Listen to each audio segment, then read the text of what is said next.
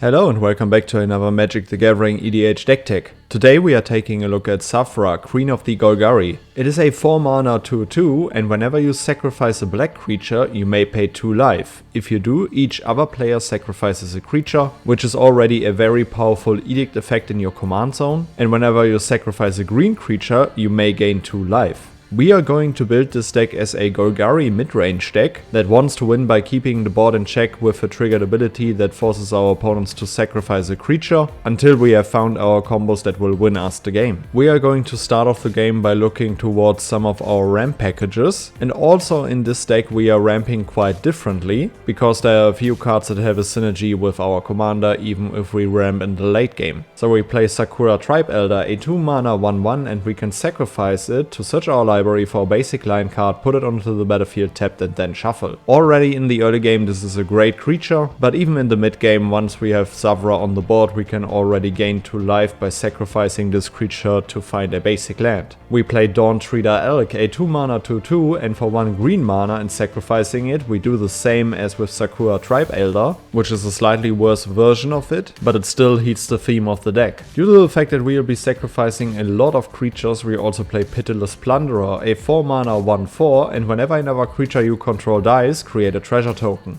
A really cool sacrifice outlet is White of the Reliquary, a 2 mana 2/2 with Vigilance, and it gets +1/+1 for each creature card in your graveyard. We can tap it and sacrifice another creature to search our library for a land card and put it onto the battlefield tapped. This is a great sacrifice outlet, a great blocker, and also a little bit of a toolbox creature for our land base, because it can find any land that we have in our deck. Aside from that, we play a few basic ramp spells like Nature's Law, a 2 mana sorcery, search a library for a forest card, put it onto the battlefield and then shuffle, or also a bigger version of it, Skyshroud Claim, a 4 mana sorcery, search a library for up to 2 forest cards, put them onto the battlefield and then shuffle. Once Savra is on the battlefield, or even without her, we will play a lot of edict effects, simply to maximize her triggered ability. So we play cards like Flashback Marauder, a 3 mana 3/1, and when it enters the battlefield each player sacrifices a creature. These effects also affect you, but you will sacrifice the Flashback Marauder into it, and that will also trigger Savra, so you can pay 2 life, so your opponents have to sacrifice another creature. We play Demon's Disciple, a 3 mana 3/1, and when it enters the battlefield each player sacrifices a creature or planeswalker. We play Accursed Marauder, a 2 mana 2/1, and when it enters the battlefield each player sacrifices a non-token creature. Depending on our board state we also sacrifice something at instant speed with Flare of Malice. You may sacrifice a non-token black creature rather than pay the spell's mana cost. Each opponent sacrifices a creature or planeswalker with the greatest mana value among creatures and planeswalkers they control.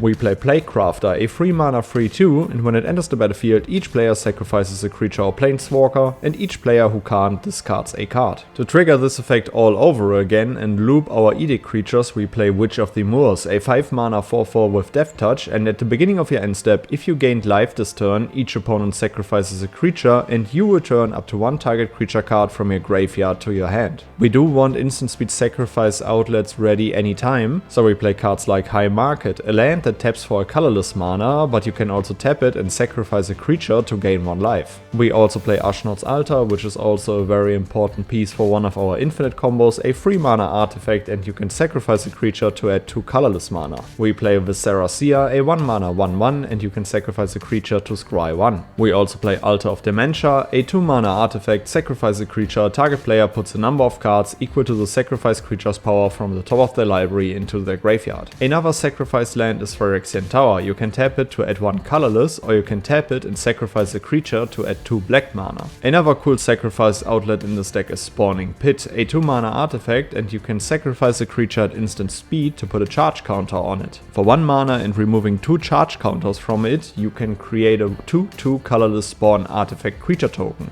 In this deck we draw a lot of value from sacrificing our creatures, but we don't care if we sacrifice non-token creatures or token creatures, so we got quite a few token generators in this deck. For example, Bitter Blossom, a 2 mana enchantment. At the beginning of your upkeep you lose 1 life and create a 1/1 black fairy rogue creature token with flying. With all of our edict creatures we also play Blight Mound, a 3 mana enchantment, and attacking pests you control get +1/+0 and have menace. Whenever a non-token creature you control dies, create a 1/1 black and green pest creature token with when this creature dies, you gain 1 life. With our Edict creatures, we always sacrifice one of our creatures that will trigger Blight Mount, so we will get a black and green creature in return. A really funny card in this deck is Biowaste Blob, a 4 mana 0/0, and oozes you control get +1/+1. At the beginning of your upkeep, if you control a commander, create a token that's a copy of Biowaste Blob. Another cool token generator is Ophiomancer, a 3 mana 2/2, and at the beginning of each upkeep, if you control no snakes, create a 1/1 black snake creature token with Death Touch.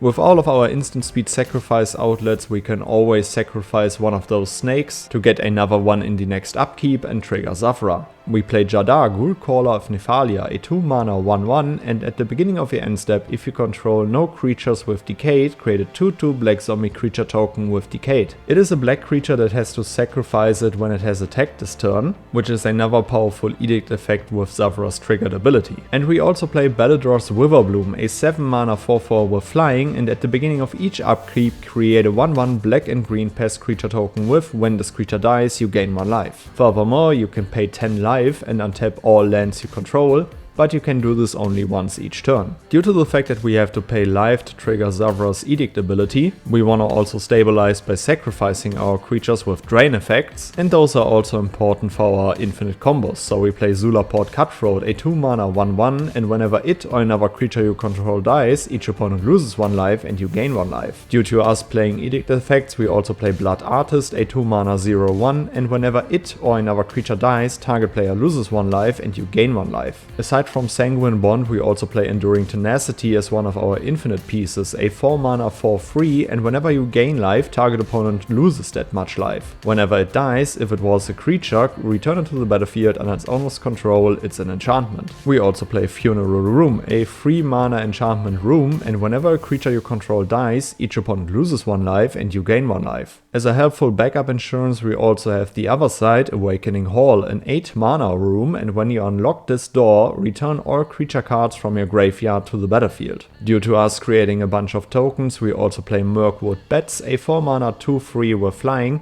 and whenever you create or sacrifice a token, each opponent loses 1 life. Quite a similar effect comes with Nadir's Nightblade, a 3 mana 1/3, and whenever a token you control leaves the battlefield, each opponent loses 1 life and you gain 1 life. And now we come to a few of our combo pieces. Sanguine Bond, a 5 mana enchantment, whenever you gain life, target opponent loses that much life. In combination with that, we play Exquisite Blood, a 5 mana enchantment, and whenever an opponent loses life, you gain that much life. But a very unique infinite combo in Savra comes with Trudge Garden, a 3 mana enchantment, and whenever you gain life, you may pay 2 mana. If you do, create a 4/4 green fungus beast creature token with Trample. What we need for this combo to work is Trudge Garden, Savra, and Ashnod's Altar on the battlefield, and another green creature. We will just sacrifice that creature to make 2 colorless mana, which will trigger Savra and Trudge Garden, once we have gained the 2 life from Savra's ability, and then we can use the 2 mana that you just made with Ashnod's Altar to create another 4/4 green fungus beast creature token. That token we can also sacrifice into Ashnod's Altar to repeat this process, and then we just need another drain effect on the battlefield to win the game on the spot. The more green creatures you have on the battlefield, the better, simply to make sure to always react to any interaction from your opponents. Alright guys, these were a few cards that I will play in Savra, Queen of the Golgari. Make sure to check out my full deck list in the notes below. Let me know down in the comments below which cards you would add to the deck, which legendary creature shall feature next, and then I would say see you on the next one. Goodbye guys.